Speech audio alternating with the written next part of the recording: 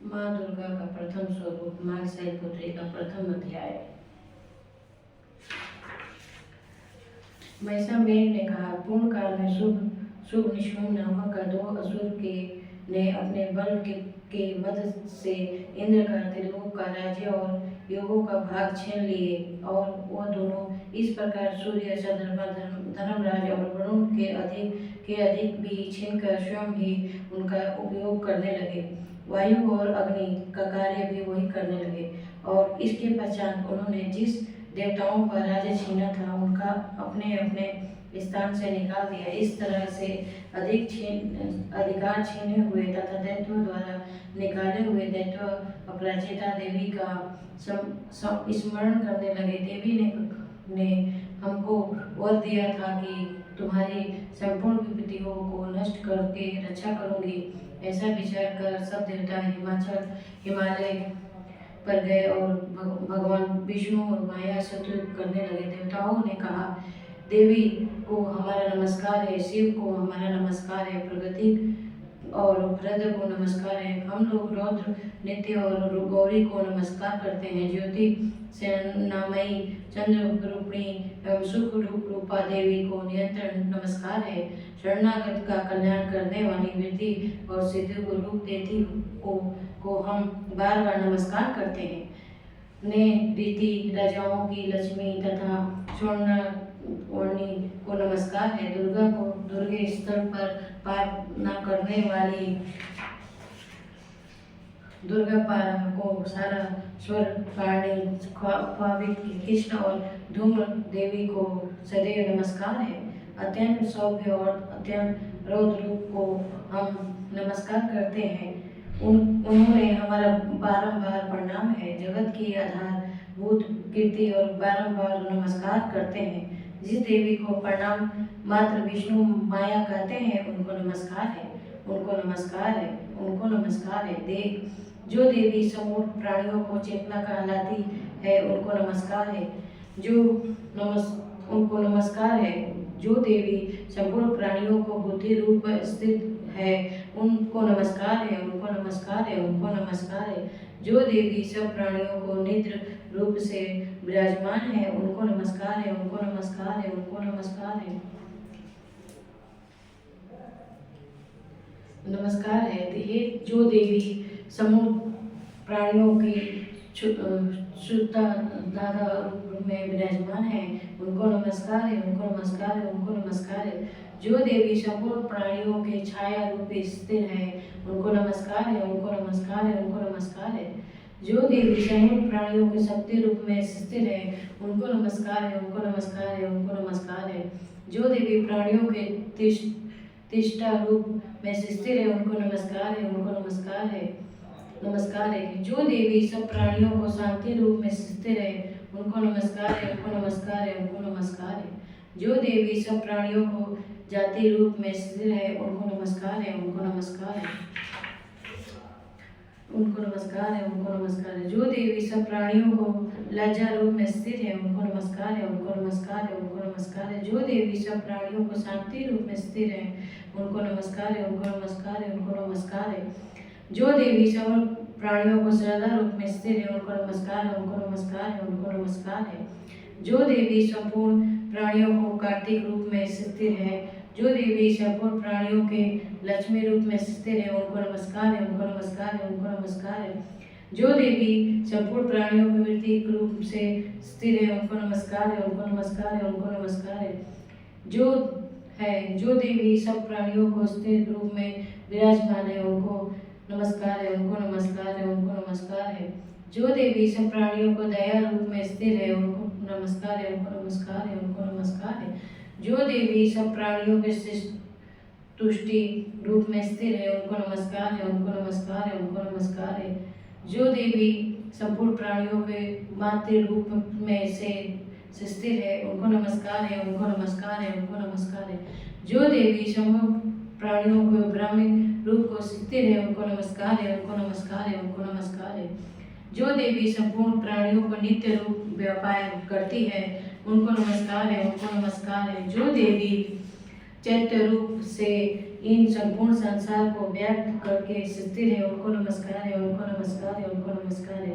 पूर्ण काल में देवताओं ने अपने अभिष्ट फल पाने के लिए जिनकी स्तुति की है, देवराज इंद्र ने बहुत दिनों तक जिनका सेवन किया है, वो कल्याण की साधना भूता ईश्वरीय हमारा कल्याण और मंगल करने तथा सारी विपत्तियों को नष्ट कर डालने, असुरों को सताए हुए सब संपूर्ण देवताओं पर परमेश्वरी को उन समय नमस्कार करते हैं तथा जो भक्ति पूर्वक स्मरण की जाने पर स्तुति की सब विपत्तियों को नष्ट कर देती है, वो जगदम्बा इस तरह भी हमारा मंगलमय कर हमारी समस्त विपत्तियों को दूर करके महिषा मेघ ने कहा। राजन, इस प्रकार जब देवता स्तुति कर रहे थे तो उसी समय पार्वती देवी गंगा स्नान करने के लिए आई। तब उन्होंने शरीर से प्रकट होकर शीला देवी बोली, सूक्ष्म दैत्यों के द्वारा स्वर से निकले हुए और निशुंभ से हारे हुए ये देवता मेरी ही स्तुति कर रहे हैं। पार्वती के शरीर से अंबिका निकली थी, इसलिए उनको संपूर्ण लोगों में कौशिकी कहते हैं। कौशिकी के प्रकट होने के पश्चात पार्वती देवी के शरीर का रंग काला हो गया और वो हिमालय पर रहने वाली कालिका देवी के नाम से प्रसिद्ध हुई। फिर सूर्य और निशुंभ के दूत चंडिका मुंड वो आए और उन्होंने परम मनोहर रूप वाली अंबिका देवी को देखा। फिर वही शुभ के पास जाकर बोले, महाराज, एक अत्यंत सुंदर स्त्री हिमालय के प्रकाशित कर रही है। वैसे रंग रूप हमने आज तक किसी स्त्री को नहीं देखा। हे असुर नरेश, आप यह पता लगाएं कि वह कौन है और उसके ग्रहण करने ले। ग्रहण वो स्त्री स्त्रियों में रतन है और वह रतन है। अपनी कार्तिक के दशों दिशाओं को प्रकाशित करती हुई वो स्थिर है, इसलिए आपको उसको देखने उचित है। हे प्रभु, तीनों लोकों के हाथी, घोड़े और मणि अध्याय जितने रतन है वो सब इस प्रकार आपके घर के शोभनीय है कि हाथी में रतन रूप ऐरावत हाथी और उच्च श्रवण नामक घोड़ा है। घोड़ा तो आप इंद्र से ले आए हैं। हंसों द्वारा जूता हुआ विमान जो ब्रह्मा जी के पास था वो भी आपके पास है। यह महापद नामक खजाना आपके कुबेर से छीना है। समुद्र के आपको सदा खिलने हुए फूलों की किंज लिनी की नामक माला दी है। वरुण का कंचन की वर्षा करने वाली छत्र आपके पास है। रथों से श्रेष्ठ प्रजापति का रथ भी आपके पास ही है। हे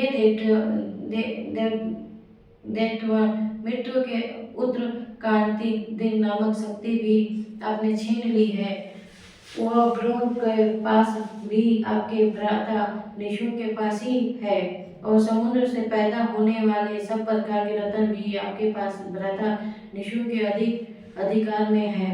और जो अग्नि में न जल सके ऐसा 2 वस्त्र भी अग्निदेव ने आपको दिया है। दैत्यराज, इस प्रकार सारी रतन रूपी वस्तुएं आपके संगम कर चुके हैं, तो फिर आपके कल्याणमयी स्त्रियों से रतन रूपी अनुपम स्त्री आपको क्यों नहीं ग्रहण करते। महिषा में बोले, चंड मुंड का यह वचन सुनकर सूक्ष्म विचारा कि सुग्रीव को अपना दूत बनाकर देवी के पास भेजा जाए। प्रथम उसको सब कुछ समझा दिया और कहा कि वहां जाकर तुम आपको उसको अच्छी तरह से समझाना और ऐसा उपाय करके जिससे वो प्रसन्न होकर तुरंत मेरे पास चली आए। भली प्रकार समझाकर कहना दूत सुग्रीव पर्वत के ऊपर रमणीय भाग में पहुंचा जहाँ देवी रहती थी। दूत ने कहा, हे देवी, दैत्यों को राजा सूक्ष्म को इस तरह समय तीनों लोगों को स्वामी हैं और मैं उनका उसका दूत हूँ और यहाँ तुम्हारे पास आया हूँ। संपूर्ण देवताओं उनकी आज्ञा एक स्वर में मान जाते हैं। अब तो कुछ उनसे कहना भेजा है, वह सुनो। उसने कहा कि इस समय संपूर्ण त्रिलोक में मेरे वश में है और संपूर्ण युगों के भाग से पृथक पृथक मैं ही लेता हूँ, और तीनों लोगों को जितना श्रेष्ठ रतन है वो सब मेरे पास है। देवराज इंद्र का वाहन ऐरावत मेरे पास है, उससे छीन लिया है। उच्च स्वाद नामक घोड़ा भी क्षीर सागर मंथन के प्रकट हुआ था, उसे देवताओं ने मुझे समर्पित किया है। हे सुंदरी, इस अतिरिक्त और भी जो रतन भूषण पदार्थ देवताओं के पास है वो मेरे पास है।